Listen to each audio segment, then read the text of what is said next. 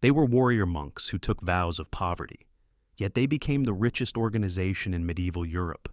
They were sworn to protect pilgrims on the road to Jerusalem, yet they ended up protecting something far more valuable: other people's money. The Knights Templar did not just fight in the Crusades. They invented modern banking, and for that innovation, they were hunted, tortured, and destroyed. This is not a story about religion or warfare. This is a story about money, power, and a truth that has echoed through every financial system since. Those who control the flow of wealth become threats to those who control the thrones. The Templars learned this lesson in blood and fire. And if you understand their story, you will understand why banks today still operate in the shadows of power, and why the people who challenge the financial order often meet terrible ends. The year was 1099. Christian armies had just captured Jerusalem after a brutal siege. Pilgrims from across Europe now dreamed of walking where Christ had walked, of praying at the Holy Sepulchre, of touching the stones of the sacred city. But the roads to Jerusalem were death traps. Bandits, thieves, and hostile forces preyed on travelers. A pilgrim carrying gold to fund his journey was a target the moment he left home. In 1119, a French knight named Hugues de Payens gathered 8 companions and made a radical proposal. They would form a new kind of order, warrior monks who would protect pilgrims on the dangerous roads of the Holy Land. They took vows of poverty, chastity, and obedience. King Baldwin II of Jerusalem gave them headquarters on the Temple Mount, in the captured Al-Aqsa Mosque. They became the poor fellow soldiers of Christ and of the Temple of Solomon, the Knights Templar. But here is the paradox that changed the history. These monks who swore to own nothing would soon own everything. Their vow of poverty became the foundation of the greatest financial empire the medieval world had ever seen. How? Because when you cannot own wealth for yourself, you become the perfect guardian of everyone else's wealth. Think about it. If you were a wealthy lord in the 12th century France, planning a pilgrimage to Jerusalem, you faced an impossible problem. The journey would take months, perhaps years. You needed gold to pay for food, lodging, ships, and bribes along the way. But carrying that gold made you a target for every bandit between Paris and Palestine. What could you do? The Templars offered a revolutionary solution. Deposit your gold with the Templar commandery in Paris, receive a letter of credit, a piece of paper with encoded information that only Templar officials could verify. Travel to Jerusalem with nothing but that letter. When you arrived, present it to the Templar headquarters there. Receive your gold, minus a small fee for the service. This was not just convenience. This was a complete transformation of how money moved across the world.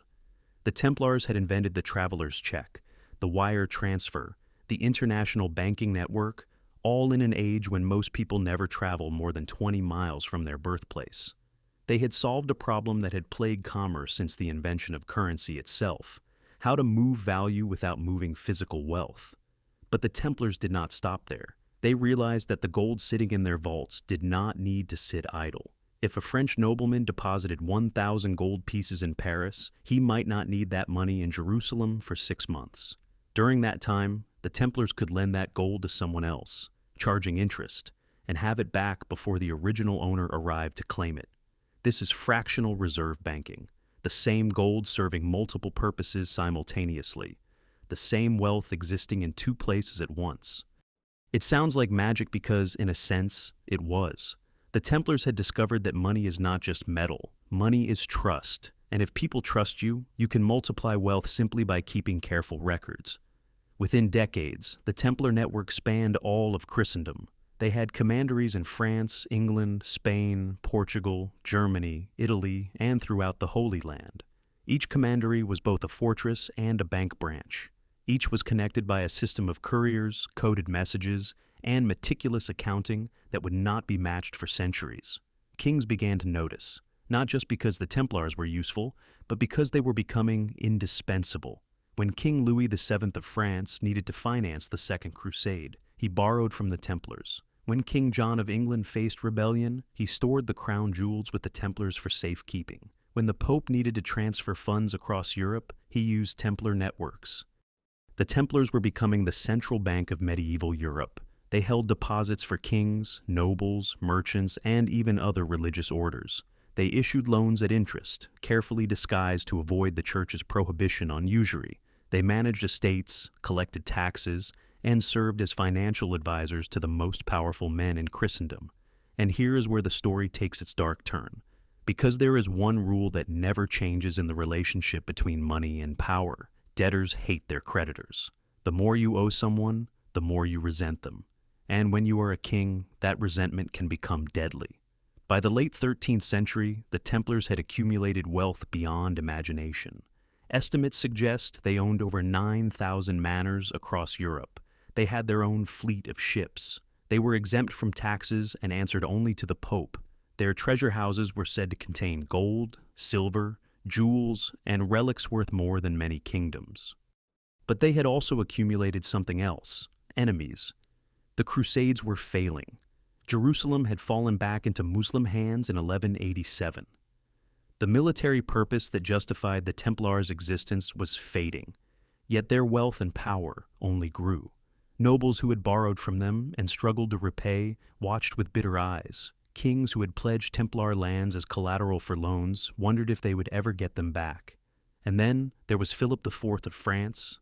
Philip the Fair, they called him, though there was nothing fair about his methods. He was handsome, cold, and utterly ruthless in his pursuit of power. He had already destroyed the Italian banking houses that had lent to him by expelling them from France and seizing their assets. He had debased his own currency so severely that riots broke out in Paris. He had kidnapped one pope and may have murdered another. Philip owed the Templars enormous sums. The French treasury was empty, drained by wars and extravagance. The Templar headquarters in Paris, just across from the royal palace, was a constant reminder of his debt and his weakness. Every day, Philip looked out at the Templar fortress and saw men who had what he needed and wanted. On Friday, October 13th, 1307, Philip struck. In a coordinated operation that still amazes historians, royal agents across France arrested nearly every Templar in the kingdom simultaneously.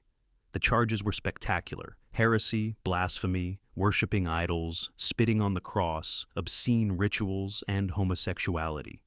The accusations were designed to shock, to disgust, to make any defense impossible. The Templars were tortured. Under unimaginable pain, many confessed to whatever their tormentors demanded.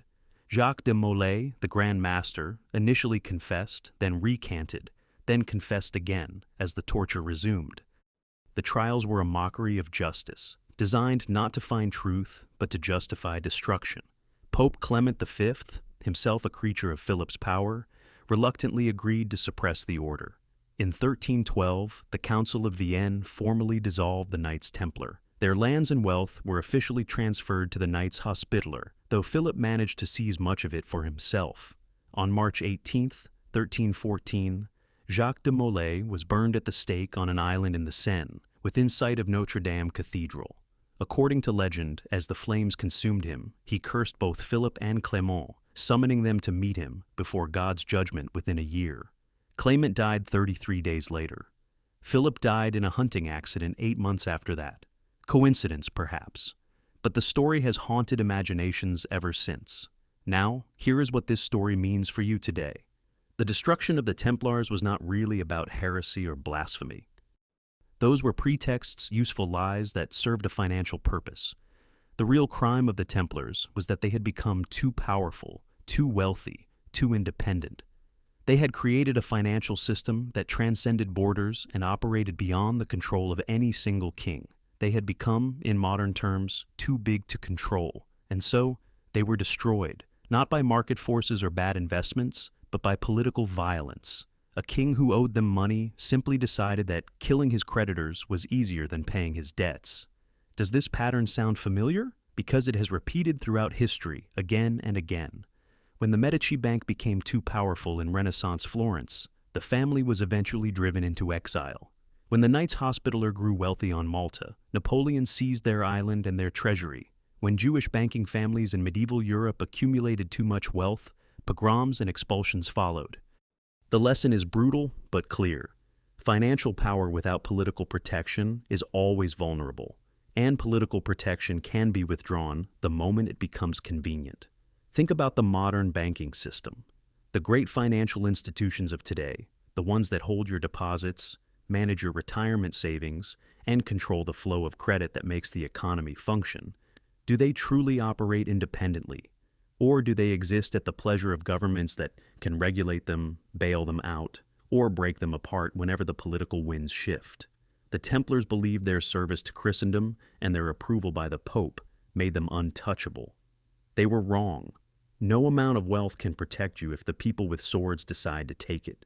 This is why the truly powerful in every age seek not just wealth, but political influence. Money alone is never enough. But there is another lesson here, one that speaks directly to your financial life today. The Templars invented banking, but they did not invent the dangers that come with trusting institutions. When you deposit money in a bank today, you are making an act of faith. You trust that the bank will be there when you need your money. You trust that the government will guarantee your deposits. You trust that the system will keep functioning. Most of the time, that trust is justified, but not always. In 2023, 3 major American banks failed in a single week. In 2008, the entire global financial system came within hours of collapse. In 1929, bank runs destroyed the savings of millions. The pattern is always the same. Everything works until suddenly it does not. The Templars' depositors trusted them completely, and for nearly 200 years, that trust was rewarded. But on one Friday morning, everything changed. The gold in Templar vaults became evidence of crimes. The letters of credit became worthless paper. The entire system collapsed not because of financial failure, but because of political destruction. This is why diversification matters, not just across stocks and bonds, but across institutions, across jurisdictions, across forms of wealth. Physical gold, properly stored, cannot be deleted by a computer glitch or seized by a distant government with the push of a button. Real estate, for all its illiquidity, cannot evaporate overnight like a bank balance. Skills and knowledge, once acquired, cannot be confiscated at all. The medieval pilgrims who trusted the Templars made a reasonable choice given their circumstances. But the nobles who kept all their wealth with the order, who had no backup plan, who assumed the system would last forever, they were the ones who lost everything when Philip struck. There is one more truth hidden in this story, perhaps the most uncomfortable of all. The Templars were destroyed, not despite being useful, but partly because they were so useful. They knew too much. They held too many secrets. The records in their vaults contained evidence of loans, debts, and financial arrangements that powerful people wanted to disappear. When Philip seized the Templar treasury, he did not just get gold. He got documents, ledgers, evidence of who owed what to whom. That information was power, and destroying the Templars meant destroying the records that could embarrass or expose the elites of Europe. Today, we call this financial privacy, and it remains one of the most contested battlegrounds in modern finance. Governments demand transparency, claiming they need to track criminals and tax evaders. Citizens demand privacy, knowing that information in the wrong hands can be used against them. The tension is ancient, and the Templars were among its first victims. So, what should you take from this story? First, understand that financial systems are not neutral. They are created by humans, serve human purposes, and can be destroyed by human decisions. The rules that govern money today are not laws of nature. They are choices, and they can be changed whenever those in power find it convenient. Second, remember that creditors are never truly safe. Whether you are a medieval military order or a modern bondholder, lending money creates a relationship of dependency and resentment. The Templars lent to kings and believed their sacred status protected them. It did not. Always consider what happens if your debtor decides not to pay. Third, recognize that concentration is danger. The Templars concentrated wealth, knowledge, and power in a single institution. That concentration made them efficient, but it also made them a target. Spreading your resources across multiple systems, multiple jurisdictions, multiple forms of wealth is not paranoia. It is prudence. Finally, never forget that history does not repeat exactly, but patterns persist. The destruction of the Templars happened over 700 years ago, in a world of swords and parchment, but the underlying dynamics of debt, resentment, political violence, and the seizure of wealth have not changed. They have only put on new costumes. The Knights Templar invented modern banking. They created systems of trust, transfer, and credit that we still use today. For that innovation, they were tortured and burned. The men who destroyed them were driven by greed and debt, not by genuine concern about heresy. And here's the final thought.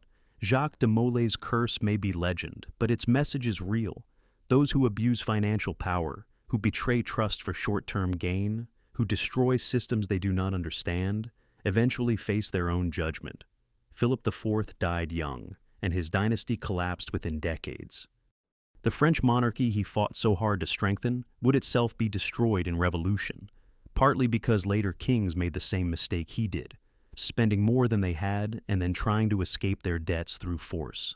History does not repeat exactly, but if you do not understand it, it will crush you just as it crushed those who came before. The Templars understood money better than anyone in their age, but they did not understand power well enough. Learn from their fate. Build wealth, but never forget that wealth without wisdom is just a target waiting to be seized. If this opened your eyes, subscribe. History has the answers.